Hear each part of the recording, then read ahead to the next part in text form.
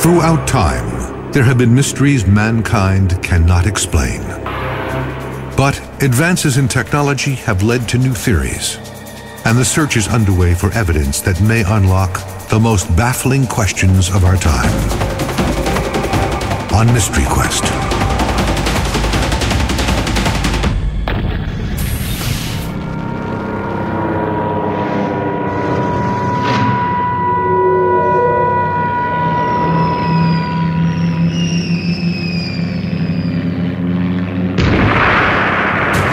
The Third Reich is crumbling.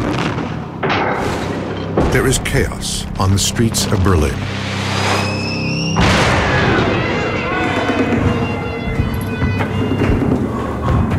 The Führer has retreated to his underground bunker. Fearing capture by the advancing Russian army, he is forced to make a decision. Death or surrender?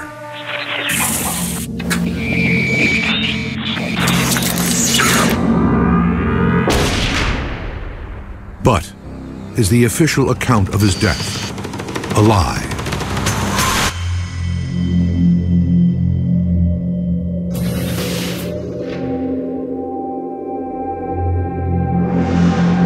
Germany is doomed.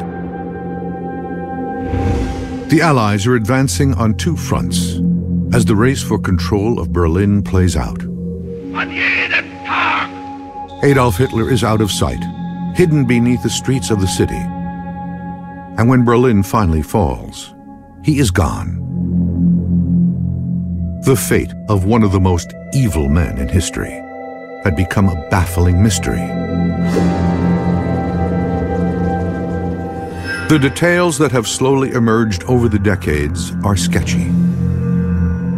Most believe he shot himself on April 30th, 1945. Wife Eva Braun was dead by his side from cyanide poisoning. Hitler's aides hastily burned both bodies, then buried them near the emergency exit to the bunker on the left of this 1947 photo. But no one saw Hitler pull the trigger. No photographs were taken, and no body was ever produced. No one actually saw Adolf Hitler shoot himself or Eva Braun commit suicide. It remains impossible, really, to prove conclusively that Hitler did shoot himself. But some facts are beyond dispute. German officials announced Hitler's death on May 1st.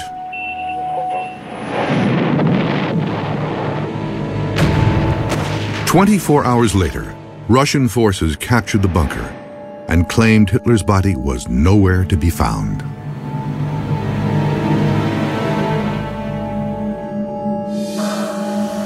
Even more mysteriously, dictator Joseph Stalin maintained until his own death that Hitler had gotten away.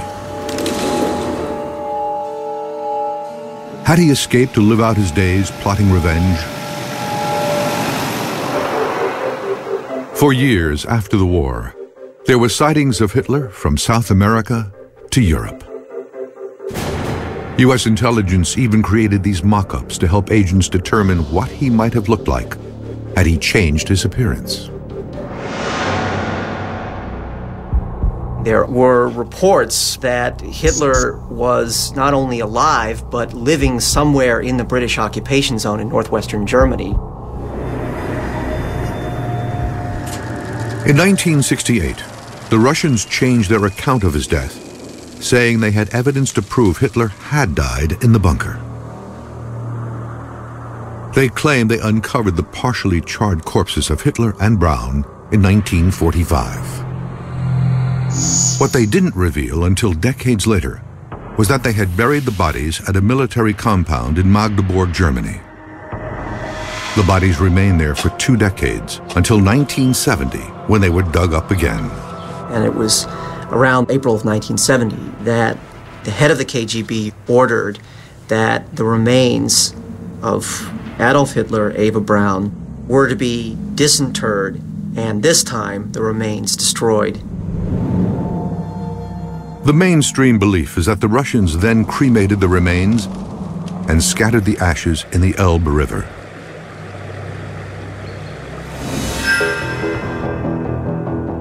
Then in 1993 came another shocking twist to the official Russian account, when they revealed they had physical proof of Hitler's death hidden away in Moscow, including a sofa supposedly stained with Hitler's blood, a portion of his jawbone, and even more significantly, a piece of skull with a bullet hole in it.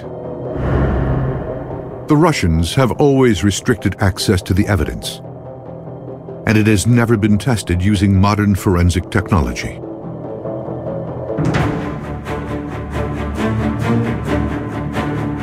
Now, Mystery Quest will travel to Russia in an attempt to gain unprecedented access to the remaining physical evidence. If successful, they will attempt to conduct the world's first DNA tests on that evidence. The results could rewrite history. They will also go to Germany to interview the last living member of Hitler's inner circle, a guard who was in the bunker during those final hours. The team will test the historical account of Hitler's death by using the latest 3D animation to recreate the bunker. And Mystery Quest will excavate the sites where the Russians claim Hitler was buried to try to find new evidence of his remains.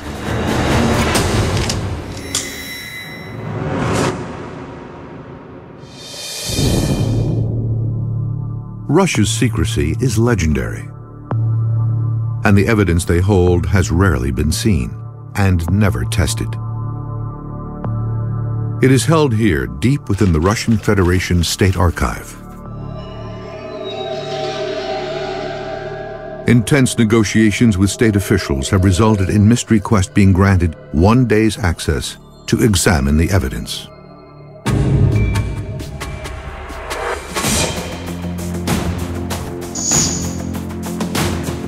Dr. Nick Bellantoni, the Connecticut state archaeologist, will head the Mystery Quest investigation.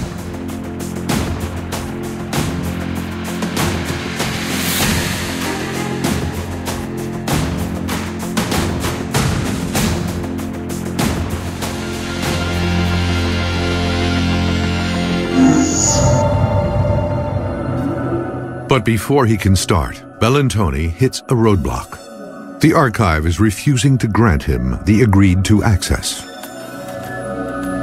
Heated negotiations take place off-camera.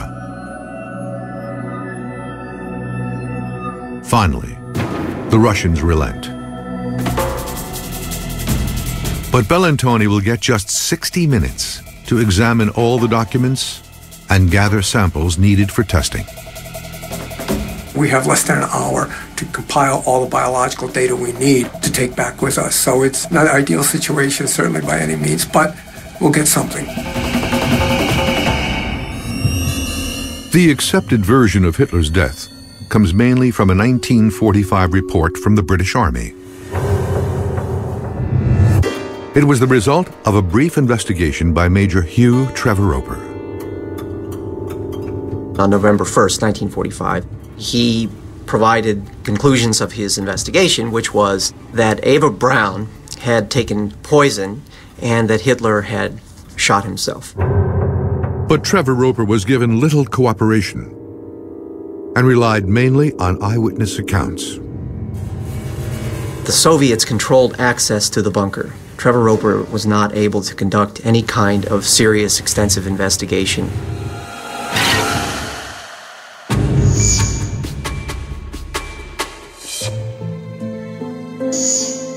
Only one of the eyewitnesses to Hitler's last days is still alive. Rochus Misch was in the Führer's bunker on April 30th, 1945. Now 92, Misch was just 27 when he was a member of Hitler's elite bodyguard unit. He remembers Hitler's last instructions. He said, "The war is lost, and nobody is obliged to anything. Everybody is free to go. Only those have to remain who are needed. That was us, the ones who had to execute their duties until the end. Hitler was paranoid about being captured by the Russians. He began methodically planning his own death. Hitler had asked his doctor, "I will kill myself. What's the best way?" So Professor Hase explained to him, capsule and shooting at the same time. That would be best. Misch says he did not hear the shot, but others did. I was standing in the hallway, and somebody shouted. The person had heard the shot. I didn't. He claims he saw the lifeless bodies of Hitler and his wife, Eva Braun. Of course I was curious. I took a step forward to look inside.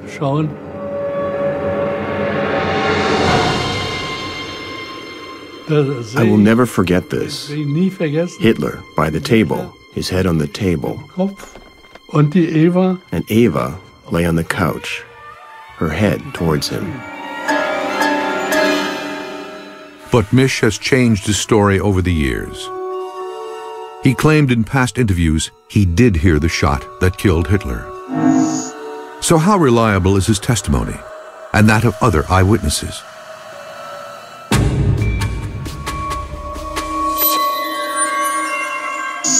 This man doesn't believe the eyewitnesses. First of all, nobody found the corpse of either Hitler or Eva Braun. All the testimony of the key witnesses are very contradictory. Author H.D. Bauman spent 6 years researching his recent book about Hitler's fate. Stalin told the Allied leaders in Potsdam in July 1945 that Hitler escaped to Spain or Argentina. He's convinced Hitler got away. I don't believe Hitler died in a bunker. Now, the evidence in Moscow could help prove it. This is actually an extraordinary opportunity.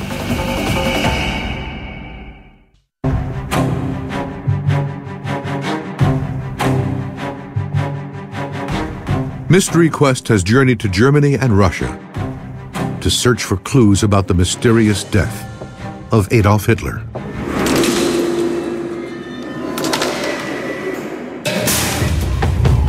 The alleged site of his death, the Führer bunker, was designed as a temporary shelter. But by April 21, 1945, Russian shelling was so bad that Hitler was forced to stay below ground at all times. Few were allowed on the lower level, the Führer's private rooms. Hitler's bodyguard, Rochus Misch, was often stationed there on protection detail. Nobody was allowed inside the bunker, just Hitler and us. Those were Hitler's living quarters.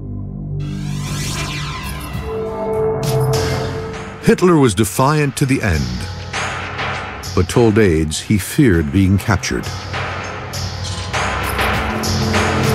The Soviets were preparing to close in on the very center of Berlin. It would be impossible to hold out much longer. On April 29th, Hitler married his longtime companion, Eva Braun.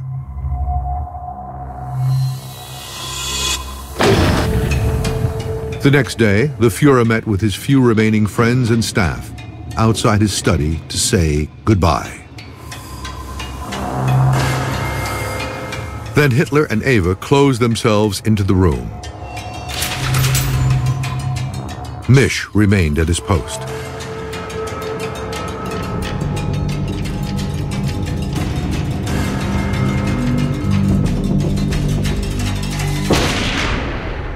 He says someone yelled they'd heard a shot, but no one moved. A lot of time passed until somebody said, "Now open the door." He says he saw both Hitler and Eva dead.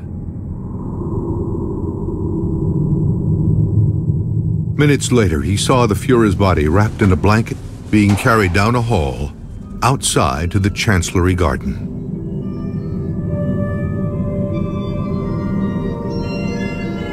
They passed me, and I could still see the shoes. They weren't covered. The Führer had ordered his aides to burn his and Eva's bodies. He had secretly feared that the Russians would display his dead body. He learned about what happened to Benito Mussolini, that Mussolini had been executed and that his body and the body of Mussolini's mistress had been strung up outside a gas station in Milan.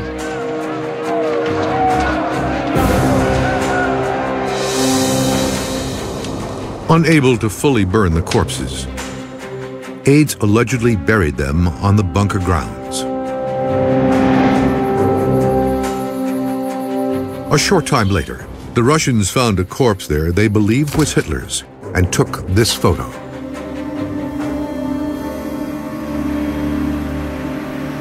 Hitler was like a lot of political leaders. He occasionally made use of a double or a doppelganger. And many think one may have taken his place. Author H.D. Bauman claims Hitler's practice of using a double increased after July 20th, 1944, when an attempt to kill him was staged by opponents in the German army. Called Operation Valkyrie, it was unsuccessful, but 200 people connected to the attempted coup were executed as a result. The attempt scared aides who forced Hitler to keep a lower public profile. He was kept in hiding most of the time. The double also added to the confusion surrounding Hitler's death. The double got killed by the German security service April 30th. The Russians discovered this corpse in a shallow grave on May 2nd. And for the first 2 days, the Russians believed it. And they displayed it in the courtyard of the Reichschancellery, and they took photographs and so on. But then found out that he was 2 inches too short. His ears were a little different. According to Bauman, Stalin was now more certain than ever that Hitler had escaped.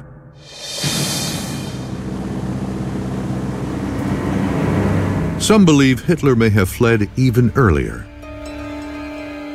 Nazi pilot Hanne Reich is known to have flown out of Berlin on April 29th after meeting with Hitler. Some think the Führer was aboard the 2-seater plane.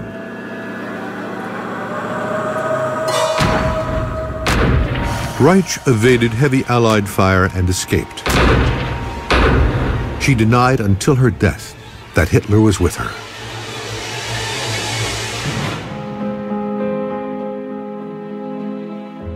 Bauman believes Hitler then traveled by U-boat to Argentina. And Bauman isn't alone. The FBI did investigate the many rumors that came out of Argentina, but not much came out of it. The FBI officially closed the case on Hitler's death in 1956, 11 years after the war ended.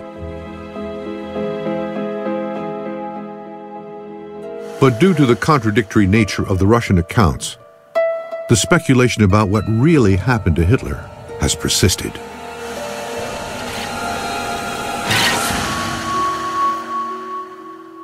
The Führer bunker was located directly beneath the Reichschancellery, which was Nazi Germany's capital building. It was divided into 2 levels, an office level which also housed inner staff, and a lower level where Hitler's living quarters were.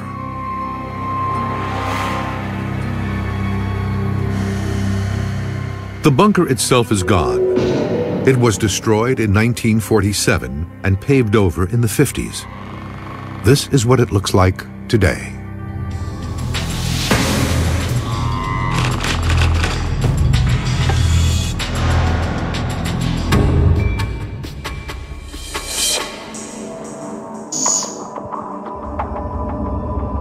The expedition team, led by animator Christoph Neubauer, is trying to verify the accounts of Hitler's death given by his bodyguard, Roches Misch. To do this, he is creating an animated reconstruction of the Führer bunker. Neubauer is using only architectural plans and photographs as sources in building the model. The most difficult part is, of course, the research to find really reliable information, which is not eyewitness account.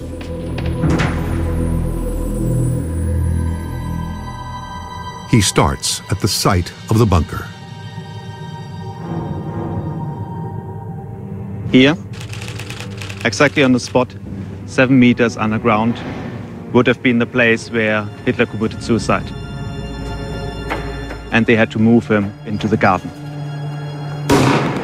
From here they had the problem, there was a lot of shooting, so they had to find a quick spot to burn him. So they moved more or less 4 meters further into a ditch. So here they dropped him, and here they burned him. And it's also the place where the Russians found him several days later.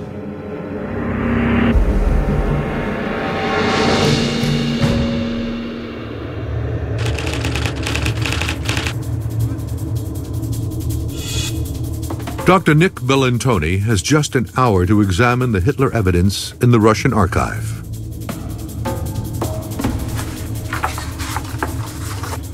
He begins by examining a stack of documents known as the Operation Myth files. Operation Myth was launched by Russian dictator Joseph Stalin in December 1945 to investigate the circumstances surrounding Hitler's death. He named it Myth because he suspected Hitler's death was a myth and that he had, in fact, escaped.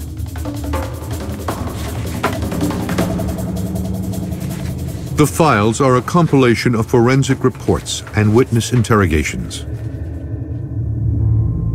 Among the documents, Bellantoni makes a surprise discovery. A map of the bunker drawn by Hitler's bodyguard, Roches Misch.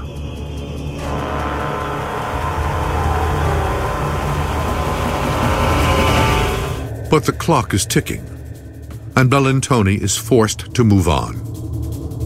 He moves to a fragment of the sofa where Hitler reportedly died. Look how dark the stains are when this was freshly taken, and look how faded the stains are now today. That's pretty dramatic, actually. Bellantoni begins by using cotton swabs to moisten old, dried blood so that he can lift a viable DNA sample to test.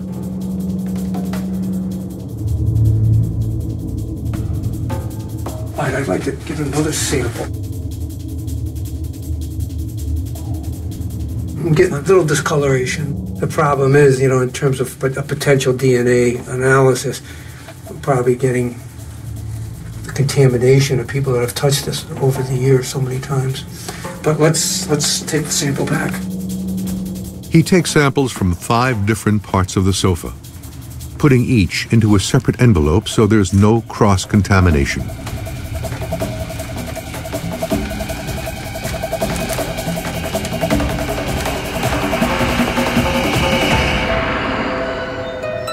Next, he examines the skull.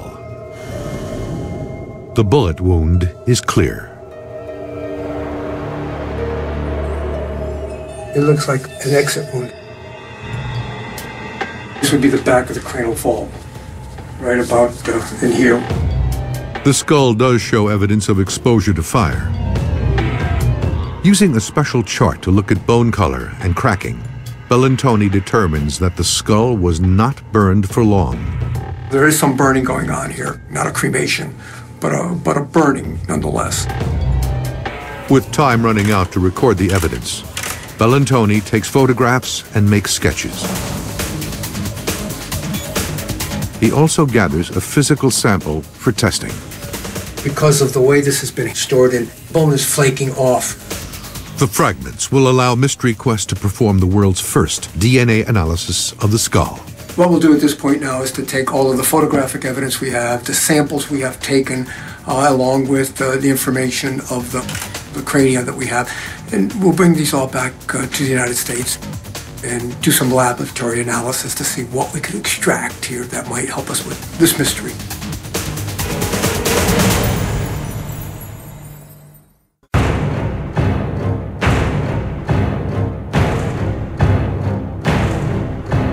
Mystery Quest is searching Europe for answers about the mysterious death of Adolf Hitler.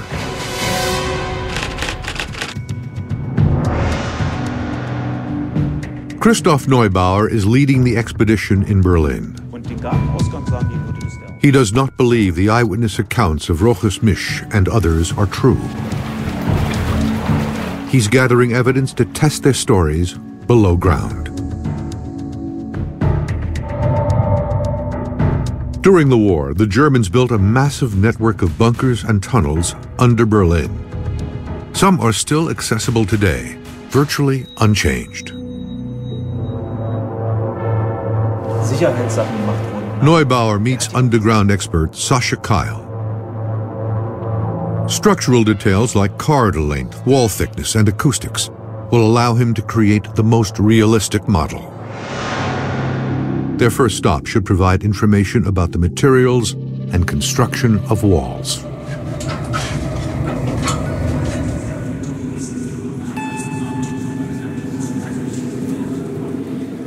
Here it gives me actually an indication how Hitler's bunker could have actually been structured. In one room, they discover a large generator. Is this the original one? Yeah, completely. 100%, and it is still in function after so many decades. It's the last one remaining from these engines. The same model generated power for the Führer bunker. We are now in the cellar, and this is an emergency shaft going from the cellar to the roof. And you can climb up totally to the roof. Okay, this is actually very interesting because the Russian reports say that we had exactly such an emergency exit in the Führer bunker. From there you could actually come into the garden. The emergency hatch shows how Hitler could have escaped from his study.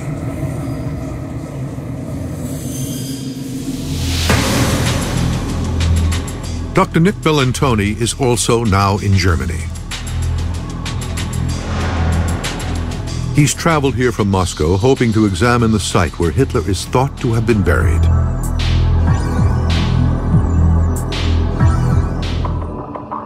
In 1946, a Russian covert unit called Smersh is said to have moved Hitler's corpse an hour southwest from Berlin to a military base in Magdeburg. Smersh, which in English means death to spies, was founded during the war to keep the Red Army free of traitors, deserters, and spies. But after the war, Stalin used Smersh to find out what had happened to Adolf Hitler. The account of their investigation is part of the Operation Myth files Bellantoni was able to examine in Moscow. Smersh allegedly found Hitler's charred corpse at the bunker on May 4th, 1945, then buried it in Magdeburg,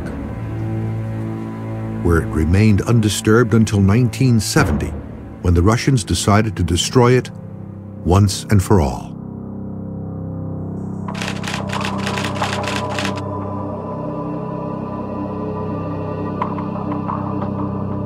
This renovated residence that we're standing in front of was actually officers' quarters for the Russian army in the late 1940s. And it was here that Adolf Hitler was buried until 1970. So we're hoping to take a look at the land, see the area where the former courtyard used to be, and see if we can find any physical evidence of where the burials might have been located. Bellantoni is led to the area where the bodies are believed to have been buried.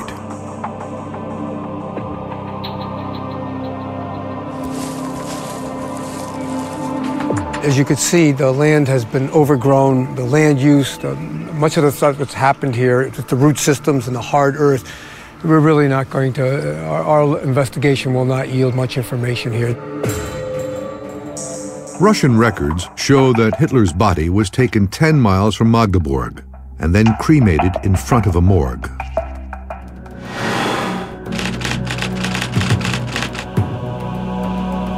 Bellantoni hopes to find cremated bone fragments to corroborate that the skull in Moscow is real. But the location is not marked, and the only clue is an article from a local archive containing a photo of the place. We're just coming from the archive, and they've led us to this general area of the Soviet camp. Unfortunately, they only have one article that was of use to us, but what is important here is that that article's photograph is helpful in hopefully finding out where on this property the crematory was located. We're going to have to use this photograph like a detective would. I could see a tower, there's a field, and a grove of trees.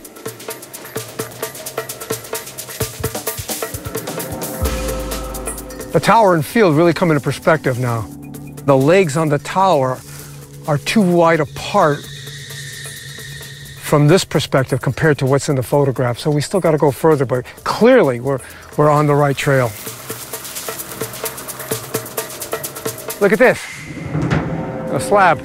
We've got cement slab over here. This is it. This is it. This is the morgue.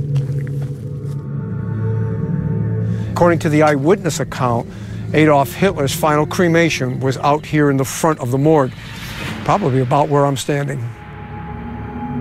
Bellantoni begins digging a test pit 10 feet from where the front of the building used to be.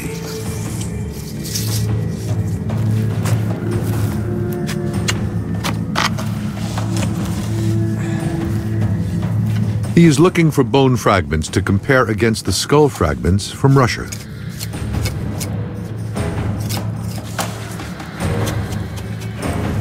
We're not seeing much for artifacts at this point. No bone is found, but samples from the different layers of the pit are taken for chemical analysis. Bellantoni has gathered the evidence necessary to test the Russian account of Hitler's death. Our studies have been basically exploratory, but clearly this has the potential of yielding more information.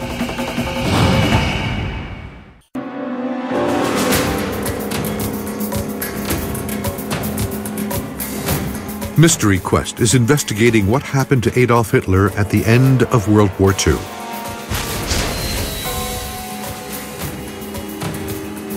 For decades, speculation has raged that Hitler escaped Germany and lived out his days plotting revenge. The Russians, who claim they discovered his body, have changed their account of what happened numerous times. Now, Mystery Quest has been given access to the physical evidence the Russians say proves Hitler did die in his bunker.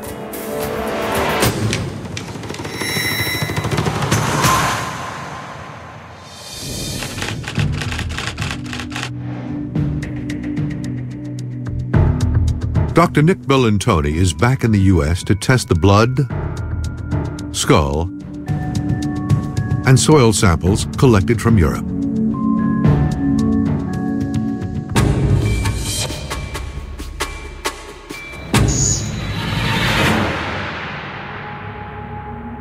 The science team begins by looking for traces of Hitler's bones from his reported burial site in Germany. I have a couple of samples from Germany for you. It might be what we're looking for.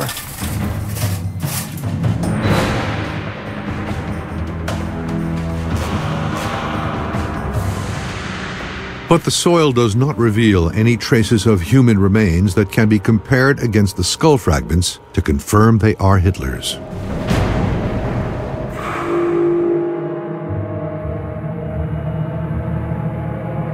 Bellantoni next performs a forensic examination of the high-resolution images he took of the skull. He's noticed something. Well, upon our return from Russia, one of the things we wanted to do was take a look at our photographs that we have, blow them up, and really see if we can really get some good detail on top of the forensic information we achieved there. A few things that are pretty striking here and actually problematic. One thing we had noticed in Russia, and really are highlighted here in these photographs, are the sutures are very open. And what the sutures are, if I can use this model, are basically where the various skull plates come together and you get this little jigsaw line where the bones come together. Really what happens basically as you get older, they start obliterating. We know Hitler died at 56 years of age and really quite open for someone of that age bracket. These look very young, like more someone that's 20 to 40 years old. And there's something even more shocking about this piece of skull. The other thing that we noted also in Russia and see here very much in these photographs is the thinness of the vault plate. It's rather small, and as a result, it's something we would not expect from an adult male. Usually males are more robust.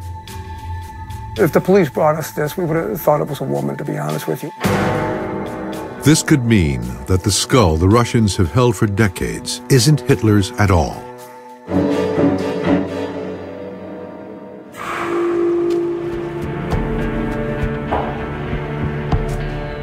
The DNA tests on the skull fragments and sofa should prove more definitively whether the skull is Hitler's.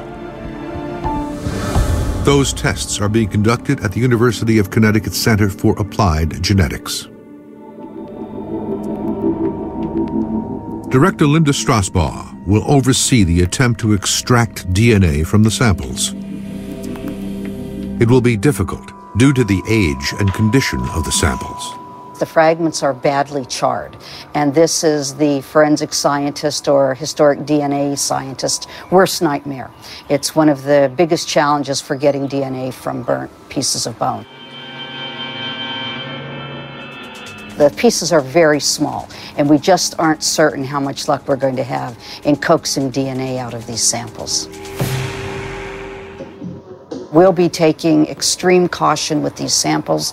We'll be using full forensic procedures to avoid contamination. They begin by soaking the samples overnight in a special chemical solution. If the process is successful, the science team will be one step closer to determining whether the skull and sofa fragments really contain Hitler's DNA.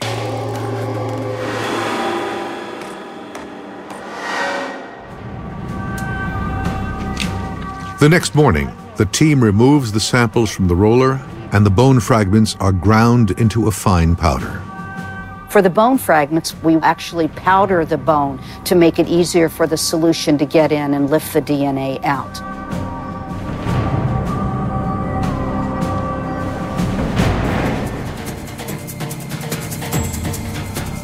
To their surprise, the team succeeds in identifying viable DNA in both the skull and sofa samples. Oh, wow. But we got something. Looks like we actually got something. The bone fragment, I'm really surprised at that. And the swab, goodness. They will now isolate and replicate the DNA through a process called molecular copying.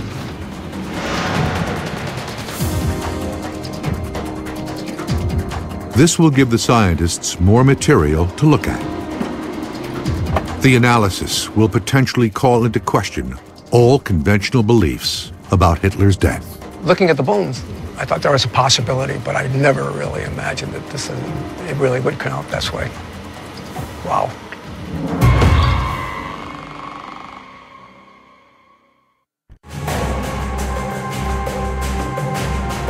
Mystery Quest has undertaken an expedition to Eastern Europe to try to determine whether Adolf Hitler died in 1945 or somehow escaped.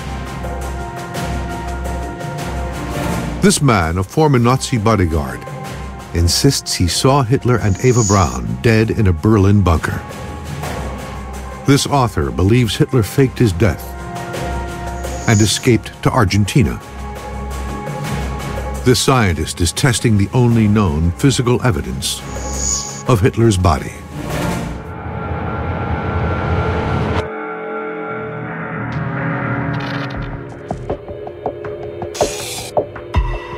In Berlin, Christoph Neubauer is unveiling his animated reconstruction of the bunker.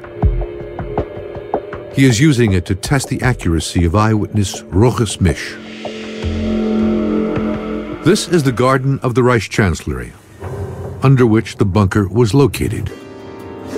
The upper level is where most of the staff was positioned.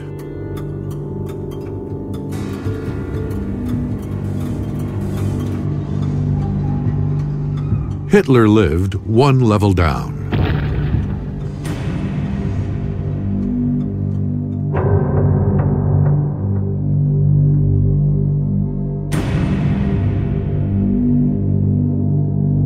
This is the door to his private quarters. Neubauer doubts the claim of Misch that he saw or heard Hitler die. It appears that in the main bunker, that the engine room was right next to Misch's room. They had the submarine diesel engine running, which is very loud. We have proof that you could not hear this engine running outside the rooms. So there it gives us an indication how protective actually such walls were.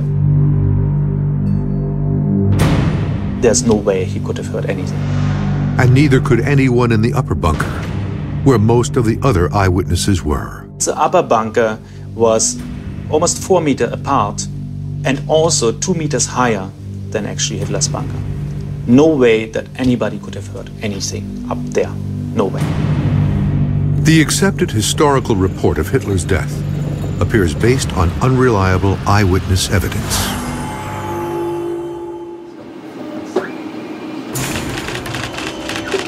Now, the analysis of the science team will be vital in determining whether the rest of the Russian account is true.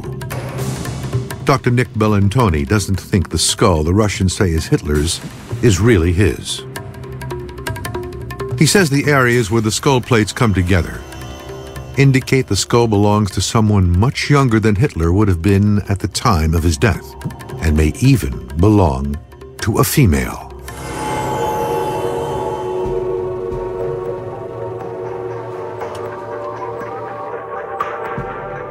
The team was able to extract something called allosomal DNA from the skull and blood evidence.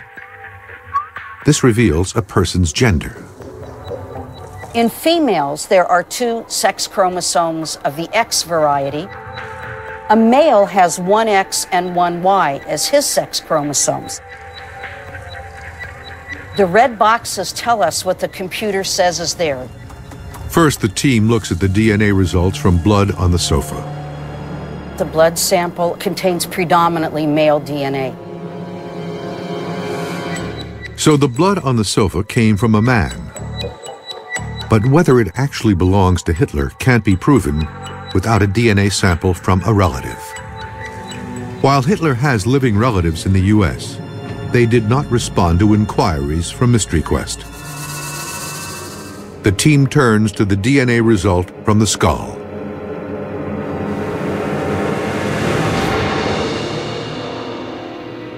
So the sample, which came from the skull, has only a female signature in it. And so we think that's come from a woman. So you're saying the bone fragment came The bone fragment. A woman, a female. The skull of a female. Wow. And you're absolutely positive about this? As sure as we can be. Wow.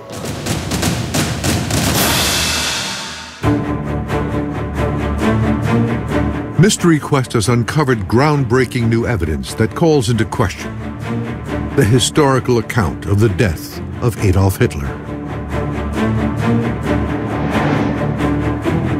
The expedition team, using 3D animation, proved that the eyewitness accounts historians used are unreliable and probably wrong. The science team gained access to the skull Russia has long claimed as definitive proof Hitler did die in his bunker, and discovered it is in fact a woman's. This is very exciting. Very exciting. These astonishing facts may open a whole new chapter in history, leaving us with an even larger mystery.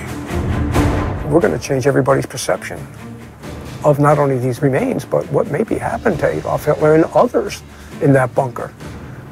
if this is not Hitler, who is it? And as a result of that, we've got a lot more homework to do.